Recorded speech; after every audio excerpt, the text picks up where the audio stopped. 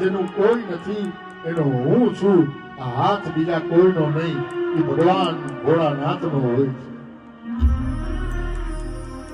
કહે છે કે બેટા તારું કોઈ નથી તો હવે હું છું. અને આ જગતમાં જેનું કોઈ નથી એનો શિવ છે. સ્મશાનની ભસ્મને આપણે એટલી અપવિત્ર માનીએ છીએ કે જેનો સ્પર્શ થઈ જાય ને તો આપણે ઘરમાં નાહ્યા વગર અને ધૂપ લીધા વગર પ્રવેશ નથી કરતા. તમને બધાને ખબર છે, સ્મશાન યાત્રામાંથી આવીએ ત્યારે એ વસ્ત્ર સહિત પાણી રેડે અને ધૂપ લઈએ. પણ ઈ જ ભસ્મ જાવ ઉજ્જૈનમાં મહાકાલ ઉપર ચડે, માણસો પડીક્યું વારી ઘરે લઈ આવે છે. આ મહાકાલની પ્રસાદી છે. આ એ જ ભસ્મ છે જેને તમે અપવિત્ર માનો છો. શું કામ હવે પવિત્ર છે? કેમ કે ભગવાન ભોળાનાથે એનો સ્વીકાર કરી દીધો. કહે છે કે પૂનમના ચાંદને તો આખી દુનિયા પૂજે, પણ બીજના ચંદ્રમાને કોઈ પૂજતું નહોતું. ભગવાન શિવ પાસે જઈને કહ્યું કે મહાદેવ મારું કોઈ નથી. શિવે એને મસ્તક ઉપર ધારણ કર્યા.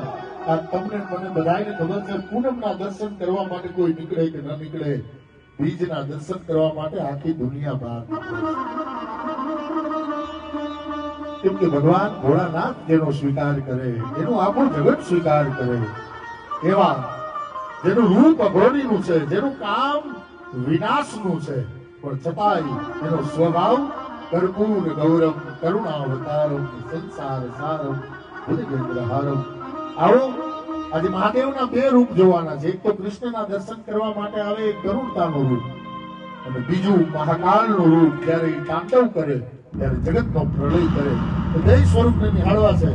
અહીંયા વરદ લીલામાં આજે મકાની પરિવારના આંગણે ઠાકોરજી તો પધાર્યા છે, પણ એ ઠાકોરજીના દર્શન કરવા માટે ભોળાનાથ પધાર્યા છે. એટલે દ્વારિકાનાથ અને સોમનાથ બેય નાથ હારે. આવો માણીએ હરિ